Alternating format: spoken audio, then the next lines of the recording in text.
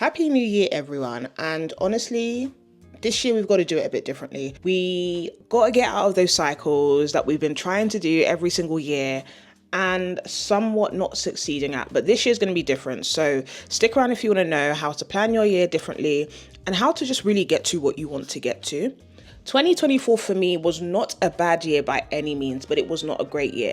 And I think what I did at the beginning of the year is that I just overwhelmed myself with too many goals and too many things that I was trying to achieve. Now, this year, I'm taking it a little bit slower, a little bit more pragmatic, a little bit more strategic. And why?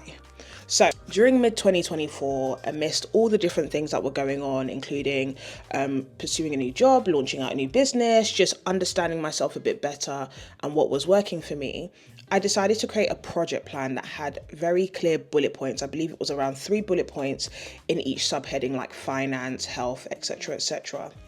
And those were long-term goals towards 30. They were short, they were sharp, and they were simple. And I didn't feel overwhelmed. So this year, instead of going through like a really comprehensive, big old Notion template like I had last year, where I had goals and deadlines and things like that, I've kept it really, really simple and I've done a vision board. And the reason I've gone for a vision board is because quite simply, I wanted to be able to visualize what I wanted in the same way that I see it in my mind. And I also wanted to be very, very concise about the outputs. Now, that doesn't take away from goals and it doesn't take away from SMART goals and SMART metrics. However, what it does is that it simplifies everything. Trying to achieve goals when you're overwhelmed by the weight of them, the gravity of them, and the deadline is really, really difficult. If you were like me last year where you were just like writing out your goals, putting deadlines to them, and you just felt that was a bit too much, let's try it this way. Now, the whole objective of goals is to keep it simple. And I know because we're at the start of the year, people really want to write like 25, 30, 40, 50 goals. And what you need to do is get to the root of what your objectives are. So planning your goals must start with an objective. And those are simple. I would recommend 3 to 5 objectives that you have for the year, which will in turn dictate your goals. Because what you're striving towards is having a very clear output and being able to define the steps of getting to those outputs. So if your goal, for example, is to improve financial literacy, you will then be able to create smaller subset goals underneath your objective that help you action plan. There's no point saying, I want to understand how investment works. Okay, and I feel like if you can okay and it's not clear enough. So for example, if I give you one of my objectives for this year, one of my objectives, and I'm looking at my vision board, is return to international competitions and compete well. And under that has its own performance plan, because as an athlete, I believe it's incredibly important to performance plan. But that is my objective.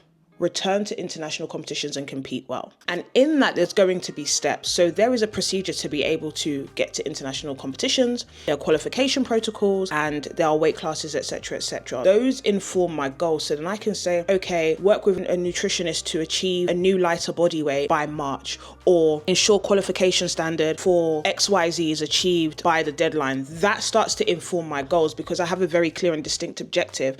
And I think that having the objectives are going to bode so well for so many of you, because if you do a self-evaluation of your life, it's not that you're trying to change a mammoth amount of things.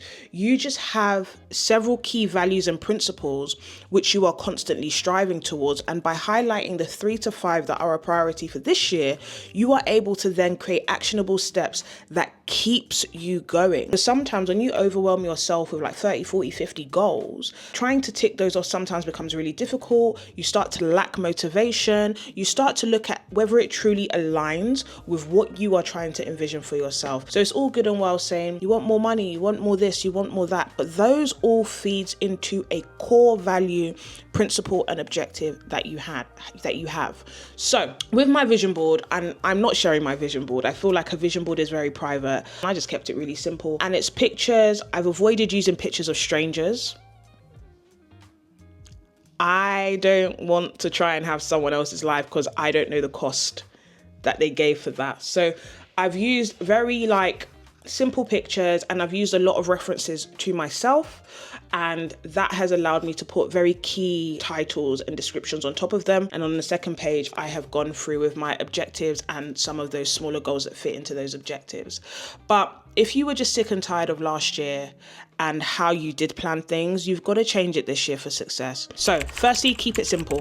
Don't overwhelm yourself. 3 to 5 objectives, perfect. Next thing, set 3 to 5 goals in those objectives that are going to help you to get to that objective. We're saying objective a lot, but it's all right. We know what we're talking about. Set 3 to 5. You can action plan as long as you want from those points there. That can really give you a step-to-step guide. Keep it simple, keep it concise. What you want to do is have it somewhere that you can see it.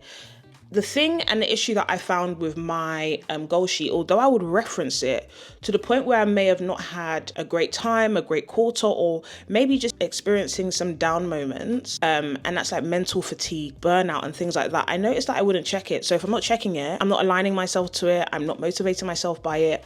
So put this vision board somewhere you can see it regularly and somewhere that you can see it and go, oh yeah, I'm working towards this, and it constantly ignites your motivation. And lastly, get yourself some accountability. Now, you're probably thinking, but girl, you just said don't share your vision board. I know. In our lives, we likely have 2 to 3 people that we're extremely close with that we can bounce some of these objectives, goals, and vision boards off. And you can even do it as a group exercise as well. But the most important thing is having accountability on the journey. If you are fortunately one of those people that don't need accountability, I am jealous of you. But if you are a bit like me and you're just like, I would value someone checking in, find a buddy. So for example, if you are looking for a new job, find someone that's also looking for a new job, and you guys can literally check in on each other. How's it going? How many jobs have you applied to? Have you considered this? I saw this and I thought of you. If you are building out a business, find other business owners that are in similar stages or maybe a bit ahead of you so that you can also bounce ideas off them. Go, I'm thinking of doing this. I'm thinking of launching this campaign or this product. What's your thoughts? Those things are going to help you excel faster. Trying to pursue big objectives as a solo person, individually, is difficult. So get yourself around community, start networking with different people and talking to different people, especially if you don't have that in your circle. Go to networking events, go to different groups, go to different community groups, find your people and get accountable, because accountability is going to yield greater success.